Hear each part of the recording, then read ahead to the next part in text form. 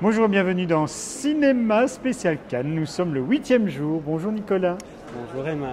Alors, 8e jour, tu as rattrapé Sicario que tu n'avais pas pu voir hier, un film de Denis Villeneuve avec Emily Blunt, Benicio del Toro. Qu'en as-tu pensé? Oh bah écoute, Denis Villeneuve est totalement passé de l'autre côté. Il est passé du côté obscur, ce côté où on réalise très très bien, ceci dit, des films commerciaux sans aucun intérêt. D'accord, et ça raconte quoi alors le film? Oh, on voit, c'est une histoire de cartel de drogue où une jeune fille du FBI, enfin une agent du FBI, est envoyée sur une affaire. Elle accepte, elle ne comprend pas très bien ce qui se passe et puis en fait elle est un peu manipulée et elle découvre l'envers du décor.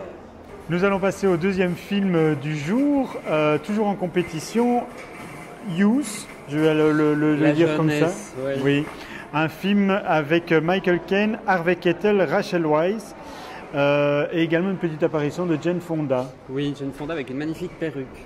D'accord, alors ça raconte l'histoire de... Et ça raconte l'histoire d'un vieux monsieur, un ancien compositeur chef d'orchestre qui en fait est dans un hôtel, hein. Il se repose dans un hôtel. Alors ça, on suppose que c'est Michael Caine ou Harvey Keitel. C'est Michael Caine, oui. Oui. Surprenant. Il ressemble. Et on a un vieux producteur aussi, qui est donc joué par Harvey Keitel. Qui est joué par Harvey Keitel, oui. Donc on a des vieux riches ou des jeunes riches. Ou Miss Univers qui est invité dans le Festival de Cannes. C'est un peu ça. Et alors c'est un questionnement qui me passe sur un le peu temps qui au-dessus de la passe. tête.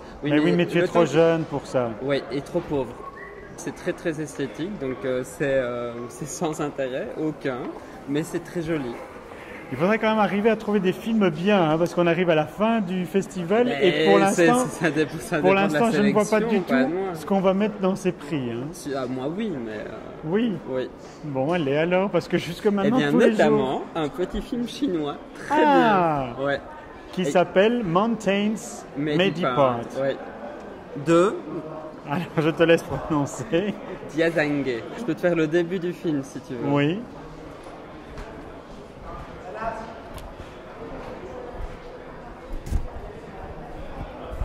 Go west, na, na, na, na, na, go west. Eh bien, c'était une belle histoire. Et alors, pourquoi ce film est intéressant? Écoute, le film est construit en 3 temps.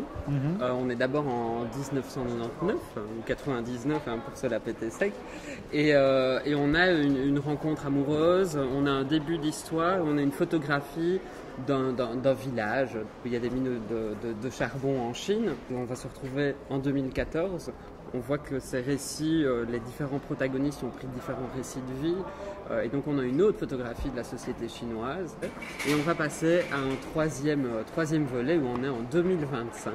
Alors, j'ai un peu des problèmes de projection dans le futur avec ces tablettes translucides. J'ai peur que le film soit très vite très daté. Maintenant, ce qu'il y a d'intéressant d'un point de vue esthétique, même si a priori ça n'en a aucun, c'est que le cadre va évoluer. On va passer d'un 4/3 à un 16/9 pour passer au scope.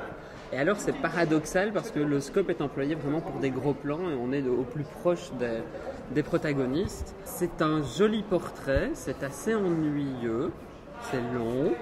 Le titre du film et le nom du réalisateur n'apparaît qu'après la toute première partie qui dure près d'1 heure. Mais en fait, ça vaut la peine de s'ennuyer durant 2 heures parce que c'est un film qui raconte vraiment des choses. Et bien voilà Nicolas, ce sera tout pour cette vidéo. On se retrouve demain pour de nouvelles aventures à Cannes.